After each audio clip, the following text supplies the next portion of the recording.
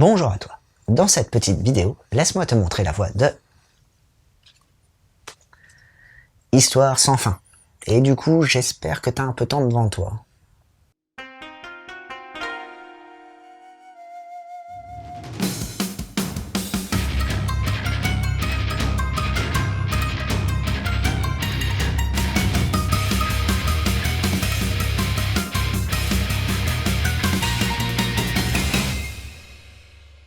Tu connais Marie?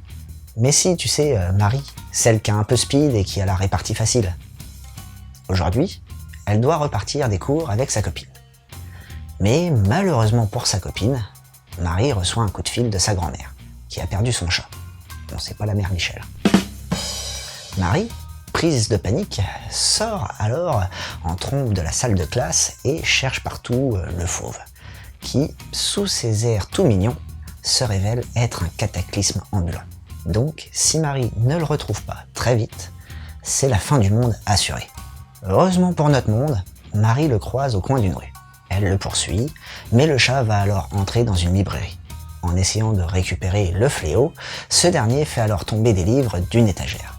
En les ramassant, le libraire explique à Marie que l'ouvrage qu'elle tient entre les mains est un magazine de bande dessinée dont les histoires n'ont jamais trouvé de fin, car le rédacteur en chef a mystérieusement disparu. Marie va alors ouvrir cet ouvrage et se faire aspirer littéralement par celui-ci. Elle se retrouve au milieu de nulle part. Et un mystérieux homme se tient ici. L'homme va alors lui révéler être le rédacteur en chef de ce magazine. Et qu'il est bloqué depuis pas mal de temps. Le seul moyen pour Marie de sortir de ce pétrin, c'est de terminer toutes les histoires inachevées.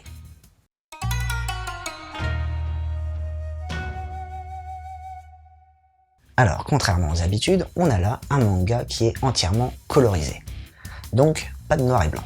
L'initiative est d'ailleurs sympa, ça permet ainsi de se démarquer des autres productions. Par contre, je te préviens, niveau rendu, c'est un peu particulier. On a une impression de colorisation à la comics américain avec pas mal d'aplats de couleurs.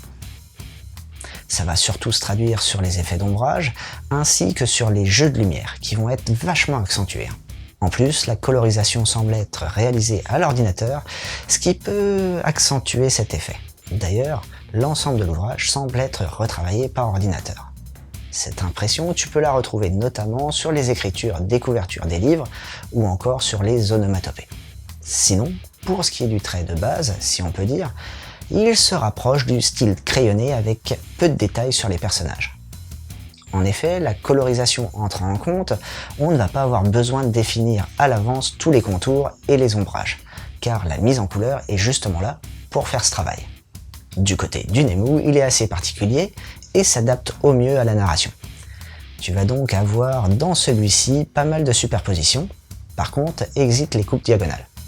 D'ailleurs, pour que le Nemu colle au mieux à la narration et à l'univers de la littérature, on a parfois un découpage de cases qui ressemble beaucoup à des feuilles volantes d'un livre. Et le procédé est très bien exploité. Du côté du sens de lecture, on est sur un sens européen. Tu vas me dire, mais pourquoi ils ont fait ça? C'est une hérésie, au bûcher! Mais non, tu te calmes, c'est tout simplement parce que ce manga est une découverte Kiyun. Alors certes, c'est une autrice japonaise, mais comme avec Tsutsui Tetsuya, qui est l'auteur de Prophétie ou encore Noise, Histoire sans fin est d'abord publiée en France. Du coup, la jaquette, comme tu peux t'en douter, on ne peut plus ressemblante à l'original. D'ailleurs, j'ai une petite préférence pour la colorisation de celle-ci comparée à celle de l'intérieur, mais bon, les goûts et les couleurs, ça ne se commande pas.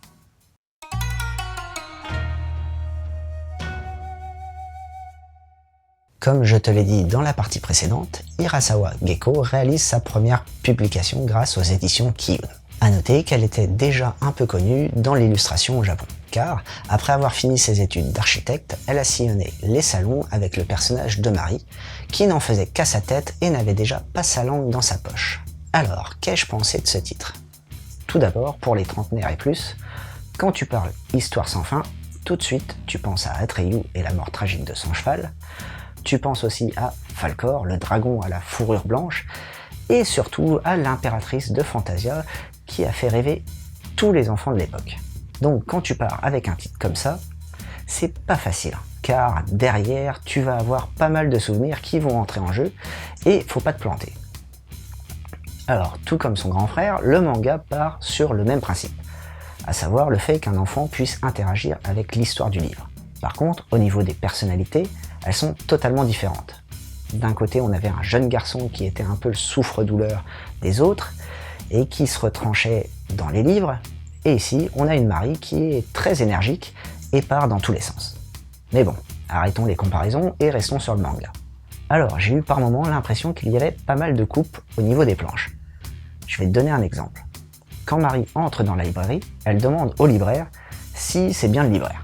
Et la réponse de celui-ci, c'est « c'est un chat, oui, il est entré tout à l'heure ». Alors ça manque un peu de cohérence, et je me suis même demandé s'il manquait pas des pages. Deuxième point un peu bizarre, on va dire, c'est que les personnages de la vie réelle n'ont aucun prénom. À part Marie, bien sûr. Ce qui fait que tu ne t'attaches pas aux personnages secondaires. Et t'as la sensation qu'ils servent pas à grand chose et sont plus là pour introduire les aventures. A l'inverse, l'univers de la littérature y est très bien retranscrit. On se sent réellement aspiré dans l'histoire d'un livre que l'on va découvrir et dont les rebondissements vont finalement être un peu indépendants de notre Marie.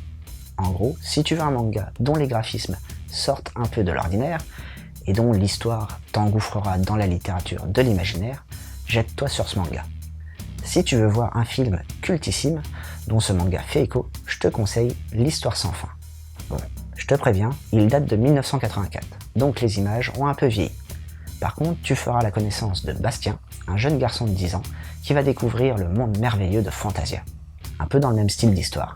Tu as Opus de Kon Satoshi, où un mangaka qui peine à terminer sa série se retrouve propulsé dans son œuvre. Et cette intervention va bouleverser pas mal de choses dans son histoire.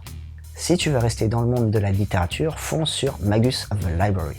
Tu suivras les aventures du jeune Shio qui se passionne pour la littérature et va faire la rencontre d'un groupe de femmes, les Kaunas, qui sont des bibliothécaires qui ont pour mission de protéger les livres. Et voilà, c'était Boubou. J'espère que cette petite chronique t'aura plu et surtout donné l'envie de lire Histoire sans fin. Allez, sur ce, je retourne dans mes bouquins et surtout, n'oublie pas de suivre la voie du manga.